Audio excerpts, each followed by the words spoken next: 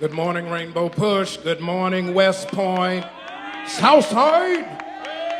Y'all better holler back at me. Y'all know I'm at home. It is good to be with you on this morning, but there's much that we need to talk about and need to highlight and frame a conversation about economic justice. We just heard part of the discussion that we are burdening our future with the debt of today.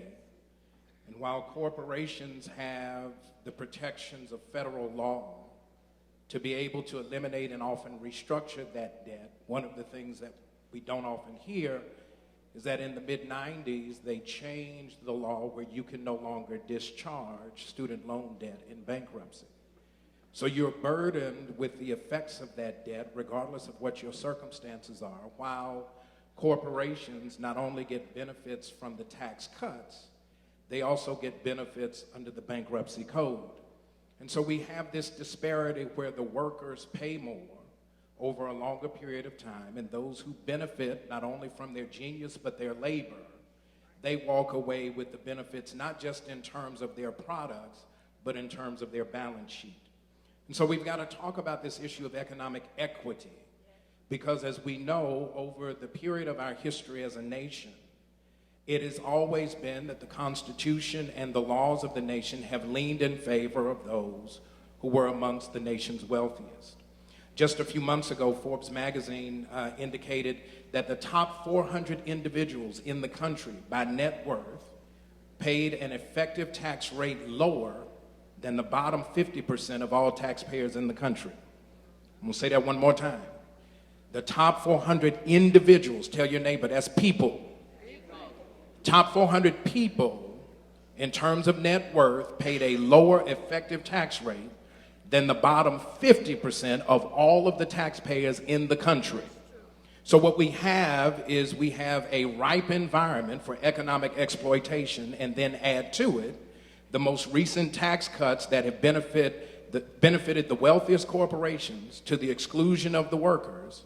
And we have a totally different situation that requires all of us to engage. So it's student loan debt, it's corporate access and cronyism, it's the issues of an unfair tax structure that does not benefit those upon whom the economy is built. And then you add to it that when you have a charge that a corporation or other entity might be excluding corporations and businesses of color on the basis of race, this court this week, the Supreme Court this week, heard a case that actually goes to the heart of our ability to raise issues of economic injustice on the basis of race in the federal courts of the land. The Comcast appeal in their dispute with Byron Allen's corporation is less about the issue of whether or not Byron Allen should have access. The issue is, how should the courts interpret the law when we raise issues of discrimination and racism, and what standards should be applied in order to get a fair hearing in the courts. I want to make sure we understand that this is not an issue argument, it's a process argument that just went down in DC. And here's the question. How many of you know that sometimes discrimination is like pornography? You know it when you see it. I ain't getting nobody to talk back to me. Y'all got cute all of a sudden. We know it when we see it. The question is you can't take that into a court and find relief. You have to be able to then bring evidence.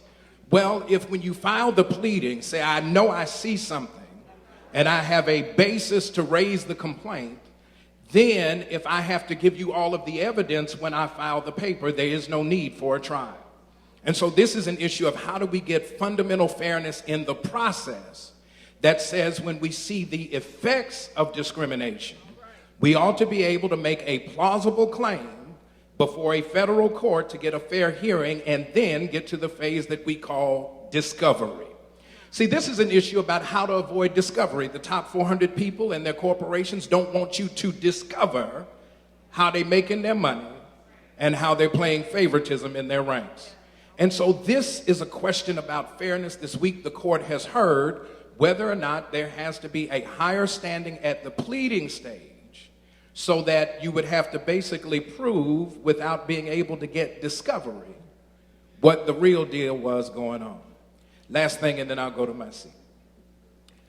Do understand 2019 becomes the next year in a sequence of seminal cases that speak to our issues. 1866 came after the Dred Scott decision in 1857. You had the civil rights cases in the mid-1870s. You had Plessy v. Ferguson in 1896. We then ended up going through the discrimination fights of the late 1930s, 1940s to free access to state colleges and universities. Then we ended up with Brown versus Board of Education in 1854, the Civil Rights Act, and Brown versus Board of Education 1954, Civil Rights Act of 1964, and now the Comcast case of 2019 is the next one on the docket. Stay woke, stay woke, stay woke, because discrimination is like pornography. High five your neighbor and tell them, I know it when I see it. God bless you.